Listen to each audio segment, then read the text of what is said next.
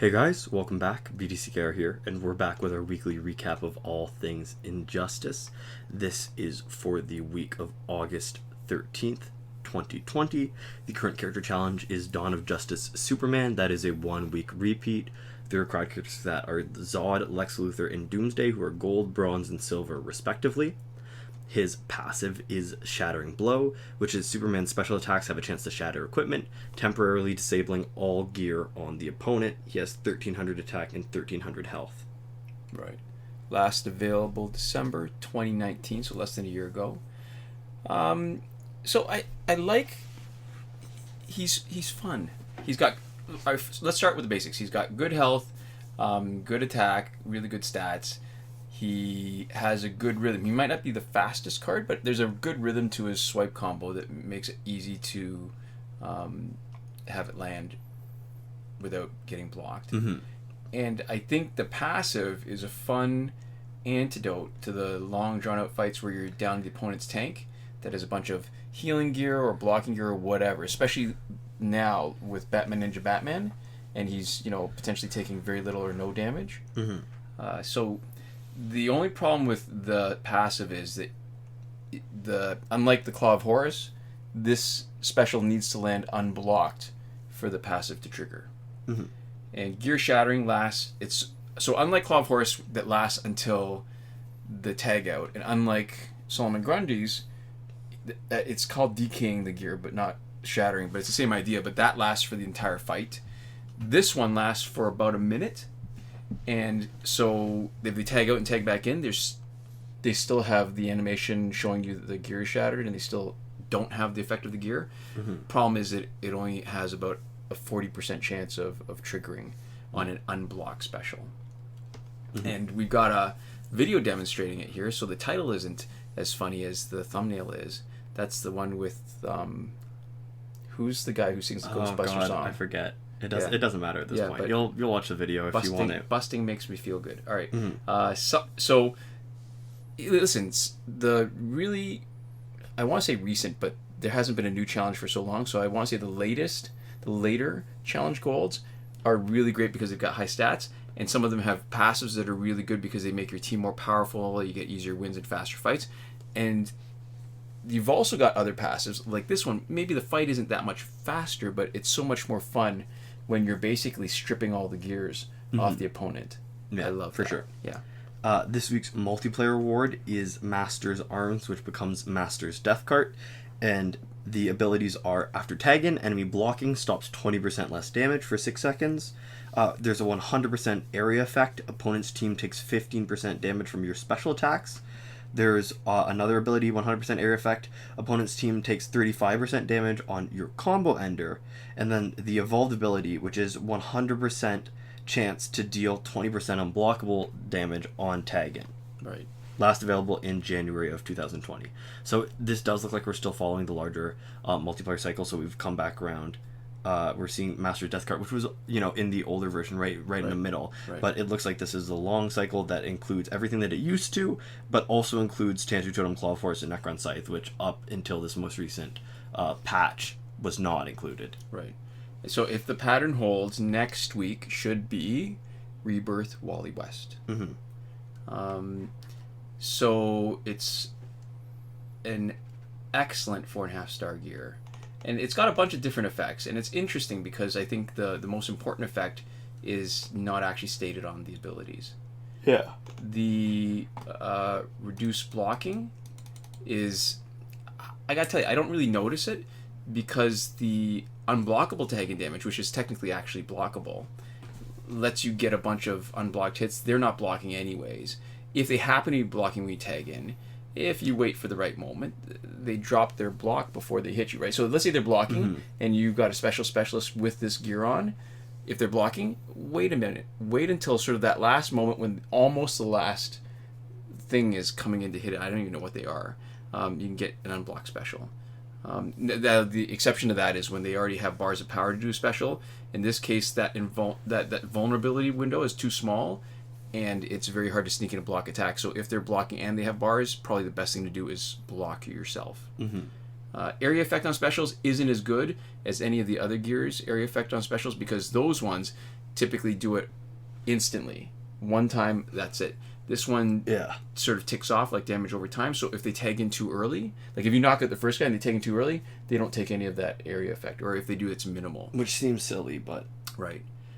So the hidden part of this gear, which everybody knows about, so it's not like it's a secret, but if you don't have this gear, what really is great is that unblocked damage when you tag in, actually doesn't matter whether it's blocked or not, it generates power. Mm-hmm. And it's great in multiplayer because you hitting them generates more power than when they hit you, so it works better in multiplayer than offline play.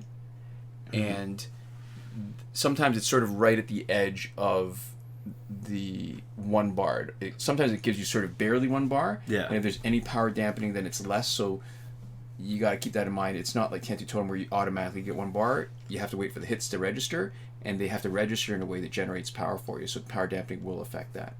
Mm-hmm. Yeah. Mm-hmm. So in the store, we have the character bundle Suicide Squad for $25.99 Canadian. It comes with Suicide Squad Harley Quinn, Suicide Squad Joker, plus 2 of the 3 Suicide Squad companion gear. There's a 10% each chance of those, or the Joker, or Harley Quinn's signature gears, and there's a 35% chance each of those. So just to make it clear, there's 2 of a gear set including all 3 Suicide Squad companion gear and the Joker and Harley Quinn's signature gear. And it's... Let me put it another way. 5 gears, 2 are sort of commoner, 3 are Survivor exclusives in air quotes. Yeah, and you get 2 of them at random. Yeah. Yeah, because I realized the way that I said that the first way might be a little confusing potentially for people. So we've got that. We also have the Batman animated pack for $39.99 Canadian, which comes with animated Batman Beyond, animated Harley Quinn, and Batman Beyond. As we always mention, these aren't great deals. They're not terrible deals either, right? The Suicide Squad character bundle is, as far as deals normally go, pretty good, right? It's alright. Just compared to a lot of what we see in the store, but I would say that all the deals are way overvaluing what you're getting. So I would say none of them are worth it, but Suicide Squad 1 is a little bit more worth it than average, I think. So what's a little funny is that the Dawn of Justice Superman pack is still in there, so that when you're watching the video and you see it cycle through the title screens, the first title is, oh, hey, you can get the pack for Dawn of Justice Superman. And then the next title screen switches, oh, you can do the challenger for Dawn of Justice Superman, which is clearly a better deal. I mean, you can get it for free and earn a bunch of power credits while you're doing it. Wow. Yeah. So that is a little funny. Yeah. Even worse deal than normal. Yeah. Our Survivor is the LexCorp gear set until the 26th of August 2020. Phantom Zone has 1 more week. Fight 62 is still broken. Last weekend's breakthrough was Zod, Aquaman, and Shazam, and so based on the schedule, likely this weekend will be Catwoman, Deathstroke, and Raven. If you wonder what we mean when we talk about schedule, you can check out a link in the description to a Reddit thread from user Devlin16 that is the schedule, and you can look at that and use whatever the most recent week was to predict what future weeks are likely to be there.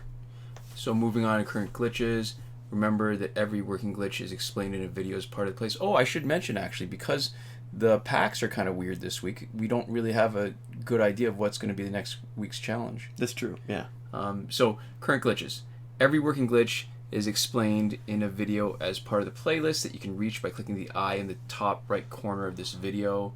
We are Android only, and so we can only confirm these glitches for Android, although we will later on mention some things having to do with iOS that viewers have told us about, just we can't check it ourselves. Yeah. So maybe we'll start with the significant not working glitches, because if you want to see the working glitches, you're looking at the playlist. So there's no working glitch for credits that we're willing to endorse.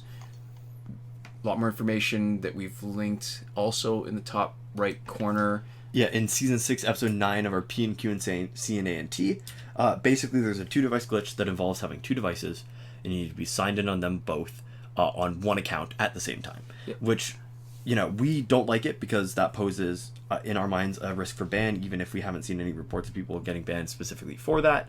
The other reason why we don't like it is it requires 2 devices, and so we think that's a little bit less fair.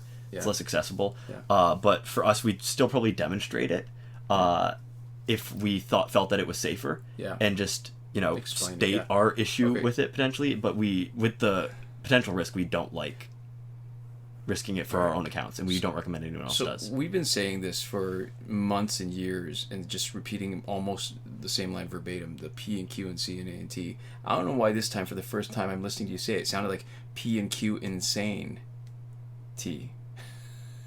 Anyways, I don't know. Weird. Sorry.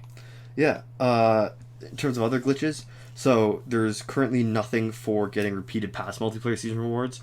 There's currently nothing for getting early multiplayer season rewards in any way that is meaningfully exploitable. You might have something happen to you where you get a crappy reward earlier, but nothing that you would want to trigger. So you'd be more likely categorize that as a bug instead of a glitch, which is something exploitable. And there's no glitch to get through the Phantom Zone quickly, although I think at this point there's a lot of strategies to get through the Phantom Zone pretty quickly. I'm ready to do another strategy video because I've got a few sort of demonstrations of which tasks are the easiest that can be consistently done in just one fight. Mm-hmm. The free energy without having to watch the video glitch is gone because there is no button to watch the video in the first place, so there's no strategy that lets you skip something that's not there. Right.